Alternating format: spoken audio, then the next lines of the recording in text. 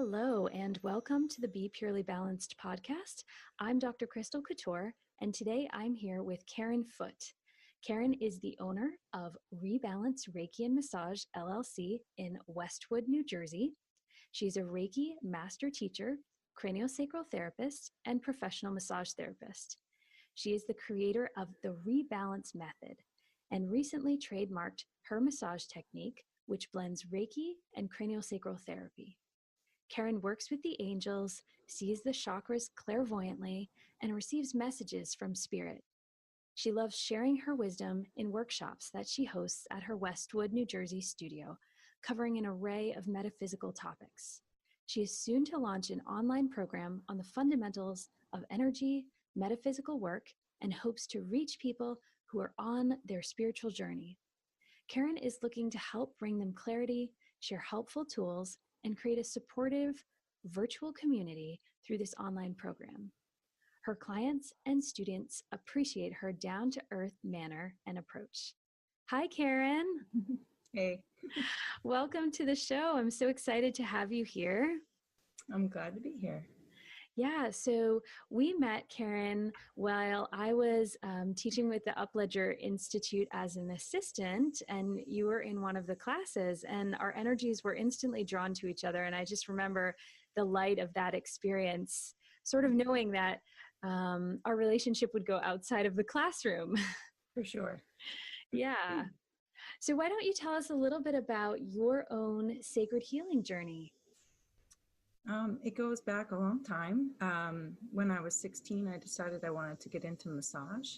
So I would explore the metaphysical section of the store of Barnes & Noble to look for books on massage, and then, end up with astrology books and dream interpretation and handwriting analysis and ghosts and basically all there is to find in that section of the store. So that's where it started. And then massage school came after college because college was a requirement and I didn't really know what I was going to do. And I went for sociology because it wasn't really a challenge with the math requirement. That was really why I picked it. And then after college, I started massage school. And then massage school was wonderful and I was happy to be there, and started my own business with massage 2 years later. And that same year, it was 2002, is when my mom got sick with an autoimmune disease, which ended up bringing me to CranioSacral because massage wasn't so welcome in the ICU. So the CranioSacral came to me, and I've always been spiritual and connected and in a gentle way. It wasn't so loud, but I got 3 signs, to take CranioSacral. So at the 3rd one, I was like, okay, this is it. So I took that course, and that really opened me up a lot. And then from there, I met a woman who later became like my spiritual mentor. A couple of years later, when I had my lightning bolt moment of, I need to be a spiritual intuitive healer. I had such a strong knowing that I didn't even know how to do what with it, but it was solid. And then she offered this class to me and on theta healing, and then the theta healing brought me to Reiki. So that's a quick summary. But yeah, little by little, in time, pieces kind of unfolded. So, and that's really what changed it all since 2008. Wow. Yeah. So Karen, did you find that when you were working with your mom in the ICU using, the foundations of CranioSacral that you'd started to learn, that things were opening up in a different way for you? Yeah. I mean, by the time I learned the ICU, learned the CranioSacral, she was in a rehab center. Like it wasn't for like 4 months before I actually took the class, but yeah, it was opening just the energetic sensation of things. And the spiritual part came in time, but at first it was just energy. And actually also when I was doing that work, I was in a dim lit room. I had my own business in a gym, like just a room for doing massage, and there was no windows. So it was dark, and that's good lighting for noticing, I guess, energy stuff or angels and I don't know, what have you. But I was seeing sparks and I didn't know what I was seeing. I just thought it was energy being released from the body. So I don't know if it was, I know it was at the same time as CranioSacral, so something shifted in me. And it wasn't until I took that course with my teacher from CranioSacral 4 years later, or 6 years later, rather, in 2009, about that, she said, those sparks are angels. So, but I just thought it was energy being released from the body. So yeah, it opened up a lot with working on my mom and her being in that compromised state, and then she continued to teach me, and she still does, and she's on the other side now, but she's still continuing. So it's a long process. It's amazing, right? When we're in massage school or most of the medical field, they always say, like, don't treat your family members. Mm-hmm. And yet for myself, I've had an experience treating my mom as well that was life-changing for me. And it seems like that was the case with you, right? Yeah, it changed my whole trajectory. That's what I always say, because the craniosacral was so quiet and subtle that you're forced to sit and recognize shifts in energy. And then because you're so still, then messages are coming to you, and it just opens up so much. So yeah, I mean, my mom was, single-handedly, and she was the reason why I started doing massage, because I was practicing on her and she loved it. So, she was a key player, a huge, primary person in my life for helping me on this path, even in the unfortunate circumstances that, her health brought her. I'm always grateful. Yeah, absolutely. So tell us a little bit about your healing modality. You've coined this idea of bringing massage and Reiki and craniosacral together, right? Yeah, So, I don't require that the people be craniosacral certified to take my class, but I teach them how to feel the rhythm and to kind of tune into that subtlety. Yeah. Just because it brings the massage to such a deeper level of instant relaxation. And then the craniosacral and the Reiki blend so beautifully together that one leads into the other kind of on a regular basis. And to me, I just thought maybe people might want to know that, and I could teach them that as a CEUs, for massage therapists. And I had my first, I taught a few smaller versions of it, as a trial run kind of last year. I did 2 small ones, and then I had one huge one that was amazing, and they gave me a round of applause at the end. Oh, that's wonderful. So yeah, it's really profound work. So if there are massage therapists out there that have a pull or feeling drawn to energy work, it was like that was the class for them. So, and it's also nice to give it takes it a little easier on the therapist's body to sit and do craniosacral and Reiki versus massaging the whole hour or hour and a half. So. Absolutely. Okay, so for those of our listeners that aren't healers, right? Why don't you talk about, in the simplest terms, what is Reiki, what is cranial, and what is massage? And then how do they work together? How do they come together in a session? Well, the massage is just manipulating muscle tissue and bringing relaxation to the physical body. Reiki is like massaging the energy field and relaxing the energy in the person's auric field. And the craniosacral tunes into the subtlety between, I guess, brain and body, or brain, body and soul, because you're connecting at the subtle level to feel the craniosacral rhythm and to tune into where the body wants to go. So I guess the craniosacral would be the perfect middle of the opposite ends of the spectrum of massage and Reiki. Right. Yeah. That's an amazing explanation. I really like that. I sort of like triads. I like when things come in threes and work together in threes. So I love the idea of how you bring these together. So you have a successful practice in which you still see clients, and now you've branched out into teaching this method, which you've named the Rebalance Method, correct? Yeah.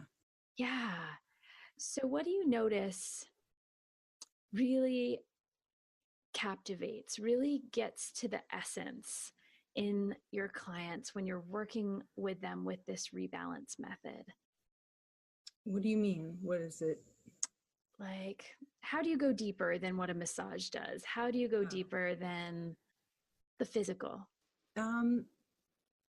I think that the Reiki and the CranioSacral have a way of like sifting through the bullshit that people, the stories that they want to tell, or like the faces that they want to, their public face, it's like you can't hide and you're vulnerable and it's okay, it's safe, so it brings it to a deeper level of intense relaxation where all defenses are dropped, kind of, so that's, and it's such a genuine connection. And it really is, I always think of Reiki as being love and prayer with intention, so when you're just loving somebody through healing touch, like it's just magical, and it just brings a realness and an authenticity to your connection as people. So it's really just an honest human to human connection, as real and raw as it gets. So I think that's what's so nice about what happens in my massage room, in my healing space, Yeah, that's amazing. And I really think that that's what we need in this day and age. There's so much on the surface, and our Western world asks us to move really, really quickly. And when we're moving so quickly, I think we sort of lose that connection to that essence, lose that connection to what our authentic self is. And we start to tell ourselves stories based upon what's happening in our life, what's happening in the life of others. And those stories are just a product of everything moving too fast, right? Yeah. So I love how you say sifting through the bullshit, because we need to do that. And we all need to be called out on our stuff, right? Yeah, and it's not even in like any sort of harsh way. It's just, it allows all the realness to kind of shine and bubble up to the surface. Yeah. So there's no hiding, but I don't ever think of it that way. But that's what comes of it, is that like all of the true stuff comes to the surface. So, and that's where healing can take place, right? Yeah, you're shining light on the stuff that needs light to be shown on. So it's pretty good. That's amazing. Yeah. So this methodology is new. It's a product of your creation, yet it's rooted in very old traditions. Massage has been around forever. Reiki's been around forever.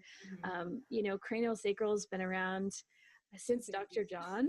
Not quite forever, but quite a while. And has those sort of osteopathic foundations behind it. So is there any research that you want to share, or any scientific or energetic perspective that might help these people that are really, centered in that brain space, are centered in well, how does it work? I struggle with that. I'm married to a skeptic atheist who, needs evidence and logic and reason for everything. So I don't even try to like give a science argument, because I'm sure he'll find a way to shoot it down. So no, I can't point people to like scholarly articles, although more and more research is being done with Reiki these days. And, even like a blind study or double blind study, or however they do it, with someone giving fake Reiki versus someone giving real Reiki, they're still intentionally connecting to a person. So even if it's a placebo effect, so what, so right. That's kind of how I feel. So I don't get caught up in studies and research, because I already know it to be true. It's not for me to argue, but I'm sure there's people out there that are going to put more money into the funding to figure that why it works and how. But I always, it's so like spiritual and esoteric on my end that it's hard to, it's all experiential. It means nothing when you're in the science. So, so I just, that's fantastic. And for you to be able to stand in the truth of it, that this is not the part of the work that fascinates you so much as the experiential evidence, is wonderful. And I think it's great that you can stand in that. I am curious though, how this works with your husband, being that he's scientific in nature. Has he had a session with you? How does that go? It was not easy in the beginning of my awakening. We were otherwise in a happy marriage, and our kids were little when all this started happening with me. So as tempting as it was to run and hide and like even entertaining with the ideas of divorce. I was never really seriously considering it, but it was just, my sister's like, this is just a topic you can't talk about with him. And my parents were that way with politics. Everything else was good. Politics, they were screaming and slamming doors. So she's like, it's just like mom and dad with politics. You can't talk about it, which is so heartbreaking because you want to share this excitement and this awakening with the person you love most. Right. But over the years, we've learned to respect each other more and allow for the other person. But I see him as having a very similar view. It's just different language and a different way of getting there. So I don't, in the beginning when we wanted to prove the other wrong, that was getting us nowhere. So I just back away and stop trying to make it be that way. And I think with time, it's gotten so much easier because we've given ourselves the space to like experience our own truth, you know? So we actually are in the best, happiest place we've been all along. We've been together almost 17 years married and almost 20 years this year dating. Wow. Congratulations. That's wonderful. And, and thank you for so vulnerably sharing that. You know, I think it's very easy when we get into a public role as a healer, which we instantly do as soon as we sort of put on that hat, right? It's very easy for us to be in a space where it's hard for us to share our vulnerabilities and hard for us to share the things that make us look less than perfect, right? And the way that you shared that in the journey and how the evolution of your own thoughts allowed you to expand from that heart center, both of you, toward a space where you really come together in essence, even though the words might not be the same, is really valid and really valuable. It's been a cool journey, you know, because of course I believe in so much bigger in saying that we planned our, you know, we kind of orchestrated our relationship from the other side before we ever incarnated. So I'm always, when I would go through the craziness of like, how did I end up with him? I'd be like, I picked him. Like, he's here for me, you know, we're here to learn from each other. So it helps to have that perspective supporting you. Absolutely. But I love to like shine a light and speak about otherwise taboo things. Cause like I said, I think that's just part of my mission is to just shine the light on all of that. And like my mom died in August and I was laughing about it with my friends because everyone experiences grief differently. And it was like a month after she died and we were at lunch and I'm like, I guess I like to experience my grief publicly. Like I just talked about it on blog posts and Facebook Lives and it's crazy. Like that's comfortable to me to just express it. It's like, it's healing for other people to be exposed to someone just being open and vulnerable on a public level because it gives them a chance to be real with their own hidden away feelings. So absolutely. I don't know why I'm okay with it, but I am. Yeah. More power to you. I think, you know, expressing grief, especially grief is another one. Grief's a big taboo, you know. There are some emotions we can talk about and grief is one that it's like, you know, it's awkward because people go through such different stages of it and it lingers a lot, right? Yeah. It comes up out of nowhere, you know? Yeah. You think you're good and then all of a sudden you're not, you know? So, right. Yeah. It's right. a process. Yeah. The strangest things can happen and sort of bring you back to that grief years and years later, things that you wouldn't expect, you know, create that trigger of emotion. And I think when we express our emotions in such a way where we feel safe, sometimes it's in healing sessions. I'm sure you've experienced this and facilitate this. But sometimes it's not. And it's just, I think healing sessions help people to see, hey, it's okay to feel that grief. Hey, it's okay to share that grief outside of the healing session because it's coming up now, you know, and it's time for it to be released. Yeah, it's better to not suppress it and deny it for sure. Yeah. Oh, it gets angry when we deny it. It just, creates havoc in our body. As you know. Yeah, for sure. Yeah. What would you say is the most special part about being a healer and facilitating healing sessions in the way you do for your clients? I think it's that level of trust and comfort that I bring people, and the comfortable place of vulnerability for them. And with the messages I get, that I'm able to bring clarity to them and help them, I guess, recognize the the strengths or the priorities in their life that they, I put words to it. I feel like whenever I give because I do the readings with the chakras, and whenever I get them, sometimes, like, the gremlin in my head is like, well, you're telling them everything they already know, but it's like, but I'm telling them something that they're not saying out loud necessarily. So it's it provides clarity for them. It's like they were kind of suspecting that, but to hear somebody on the outside say it brings it to light more. So I love the transformation that they make by just getting that recognition of the things that are kind of stewing under the surface, or however it is, or even things that are good and great about them we don't acknowledge. Yes. So, and it's cool to see how they evolve over time with their sessions and with life experiences, because of the progress they've made. Yeah. So that's my favorite part, is just the evolution and the trust. It's very sacred. Yeah, absolutely. The comfortable place of vulnerability. It's a bit of a dichotomy in that sentence. However, I love it. I'm one of those people. I love vulnerability. So do you. Well, did you ever read Brene Brown? Yeah, books, they're like amazing. So she talks about the power of vulnerability, and I just absolutely love everything she has to say. So she's fascinating. I think I heard her podcast it was on Oprah not that long ago. Okay. So anyway, it's a fascinating topic, but this comfortable place of vulnerability, the way you worded that is really special, because I think it's another taboo.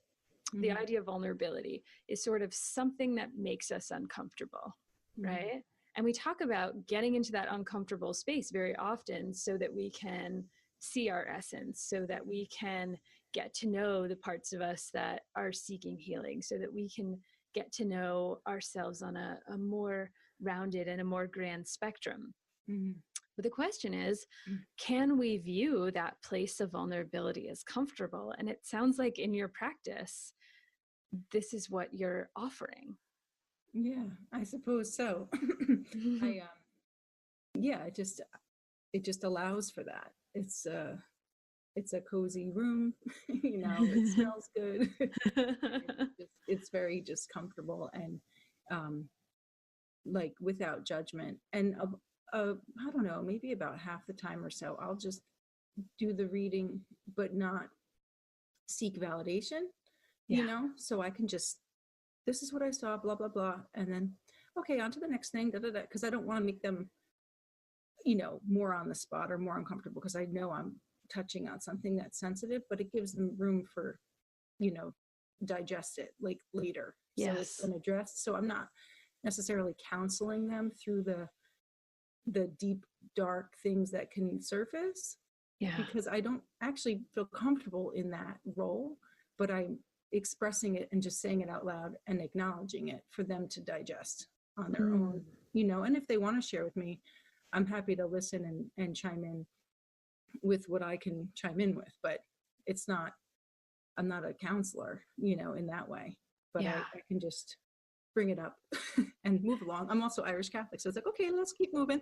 Like, got it, and then we'll keep going, because it's like, that's uncomfortable for us too, like, we don't deal with emotions well, like as a culture, but I do offer that opportunity for them to have that awareness anyway.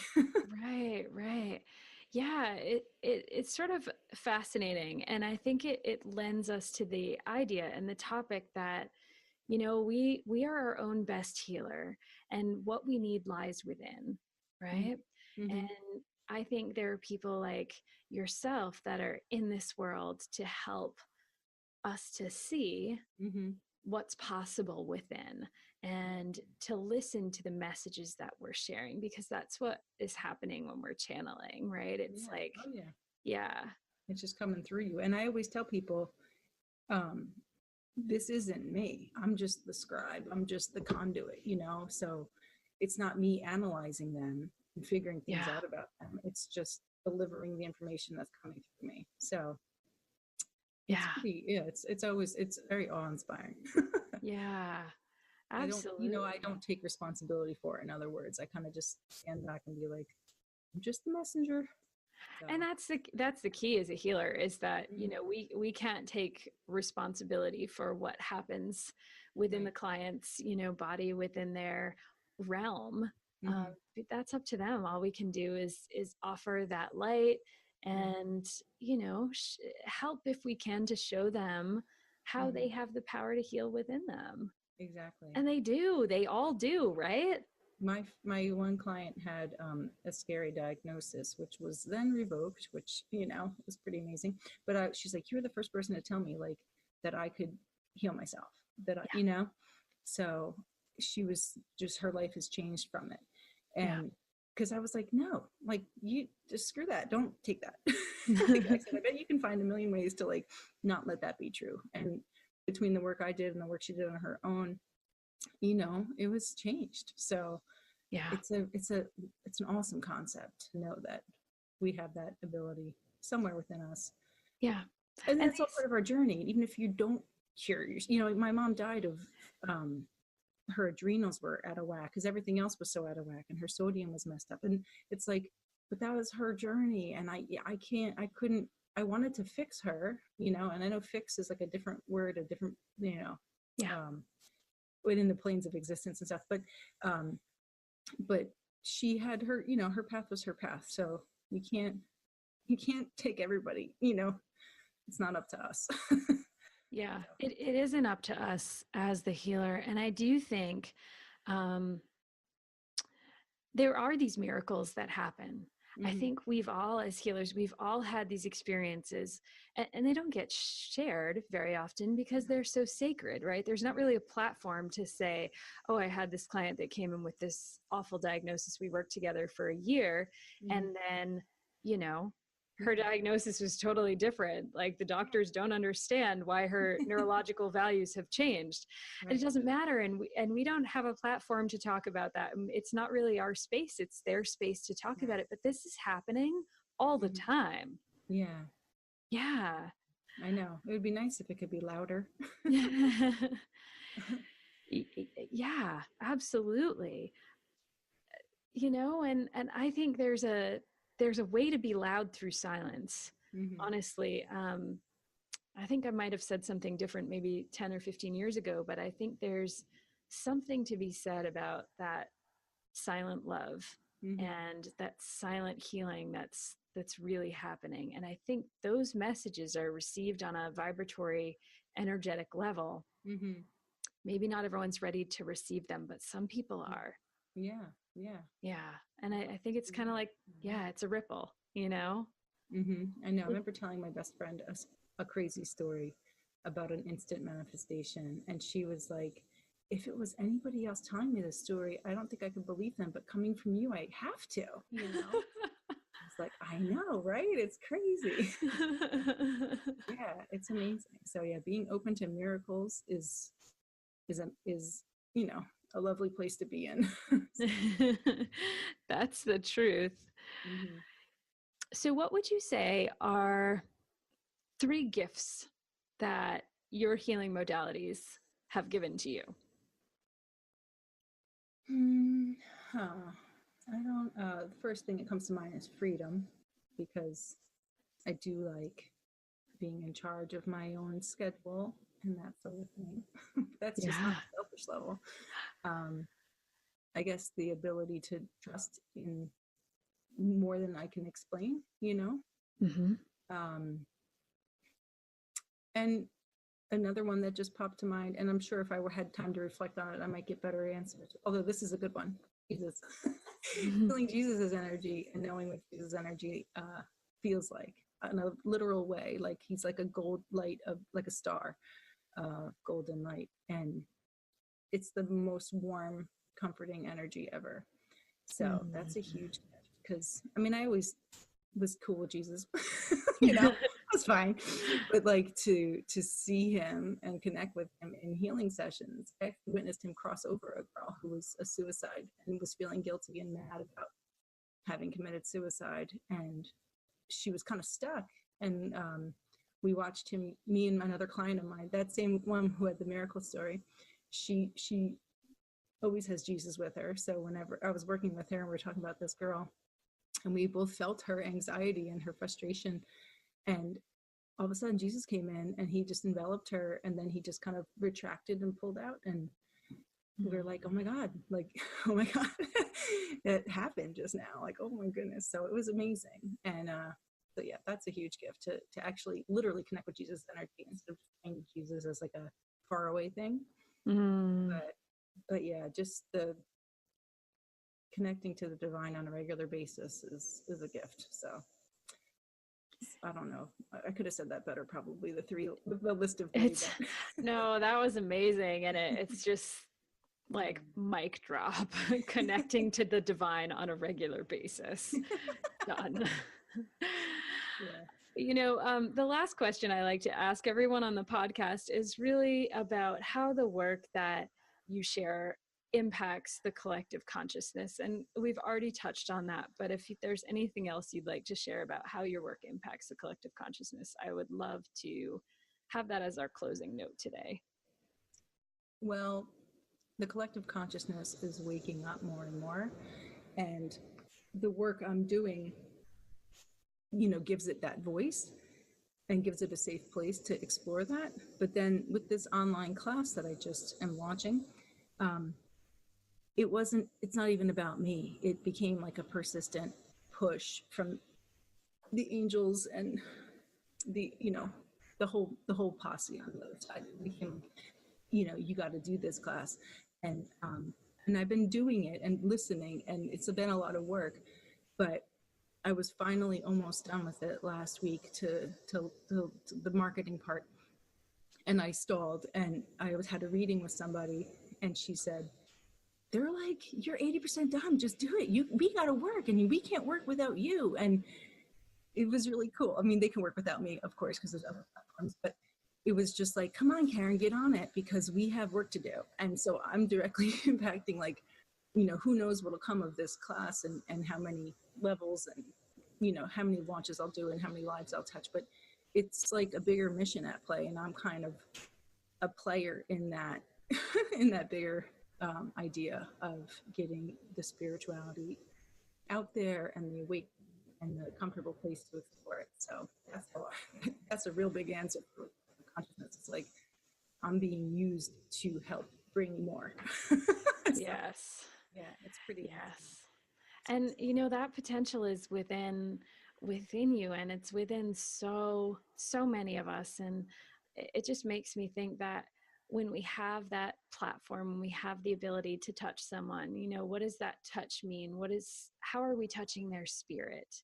Mm-hmm. And how can that touch of their spirit help things to expand, you know, for them, but also the people that they touch? Yeah, the ripple effect.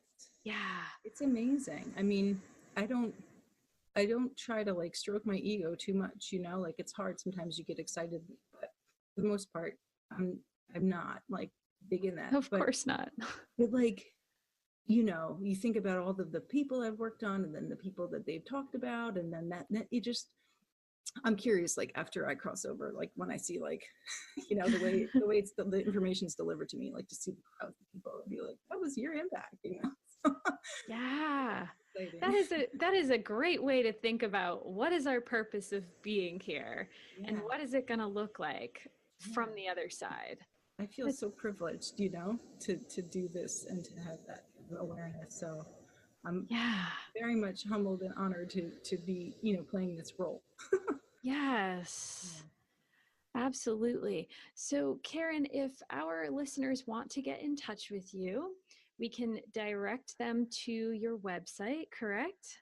Yeah, I've got 2 now. Actually, I have 3, but the new one is my name, but it has to be with the word "the" in front because somebody took my website, so I had to do the. So the Karen Foote, and Foote is spelled with an E at the end, so KarenFoote.com.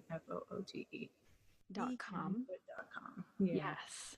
Okay. And if anyone's in New Jersey and they're looking to do sessions with you or some of your classes, rebalancewithreiki.com is your other site, right? Yeah, that's like the brick and mortar site. So Yeah. you get access through that, the other site.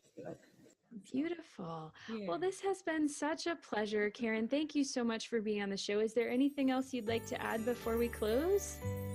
No, I don't think so. I really appreciate your time and all your questions. It was fun. I enjoyed it. So thank you. Aw, thanks, Karen.